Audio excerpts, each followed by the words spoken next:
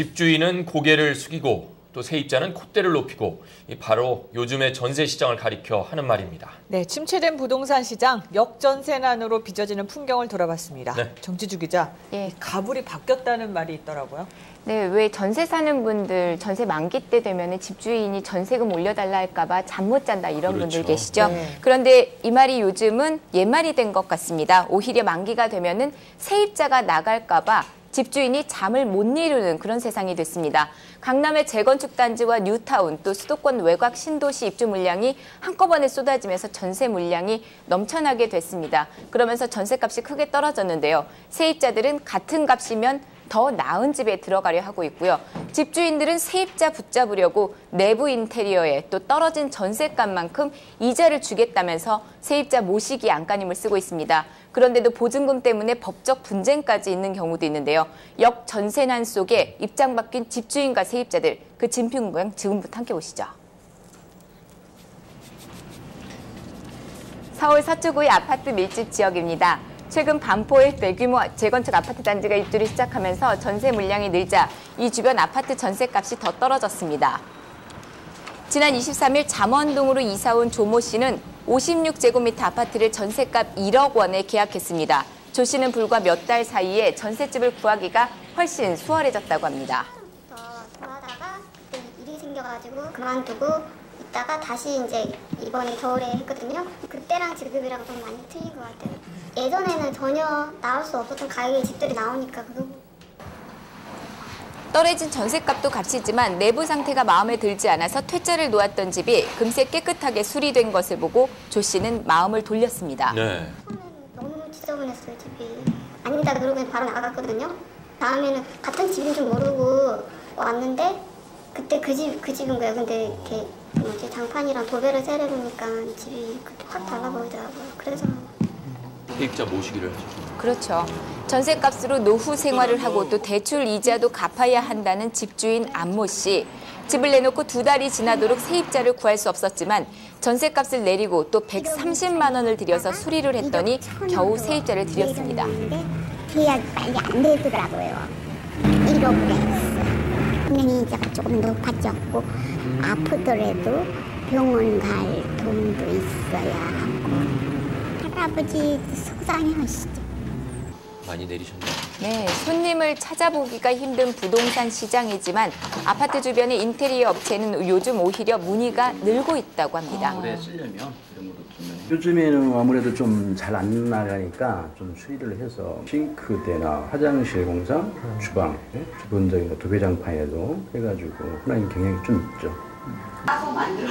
집주인이 전세 보증금을 내주지 못해 울며 겨자 먹기로 세입자의 은행 이자를 부담하는 경우까지 있습니다. 이른바 역월세인데요.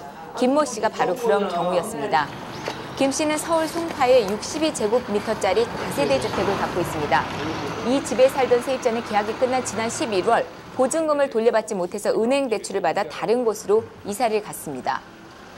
만기 때 맞춰서 나간다고 집을 벌써 비운 상태고요. 집은 계속 안 나가고 있으니까 융자를 내서 자기가 집을 얻었으니까 그 융자 부분에 대한 이자를 부담해라.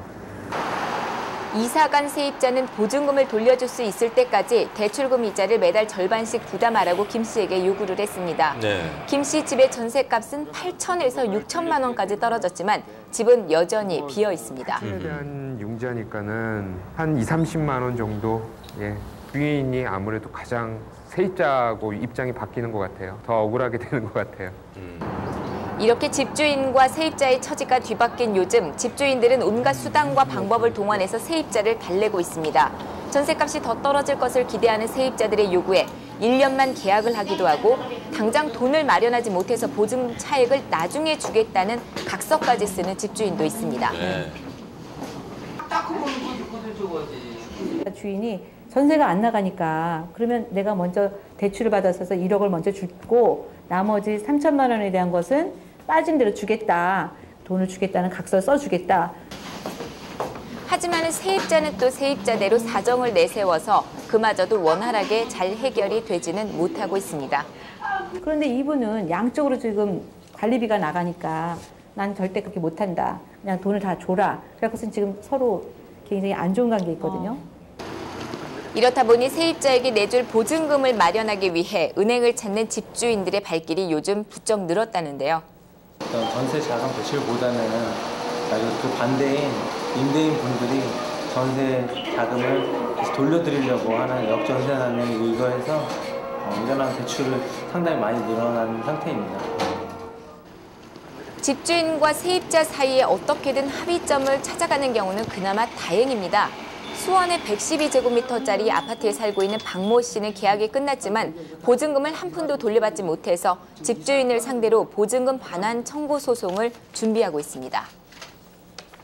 날짜 기한이 다 됐으니까 계약금을 이제 서서히 준비를 해주시라고 했더니 내가 이걸 놔뒀다 팔든 자기가 알아서 할 테니까 25일날 돈은 분명히 줄 테니까 걱정 말라고 해서 그렇게 얘기를 했는데 지난 11월 25일 전세 계약이 끝난 박 씨가 집주인에게 이사를 가겠으니 보증금을 돌려달라고 했더니 1억 3천만 원이던 전셋값이 2천만 원 정도 떨어졌고 새로운 세입자를 구하지 못한 집주인, 현재까지 연락을 끊다시피 한 상황이 되어버렸습니다.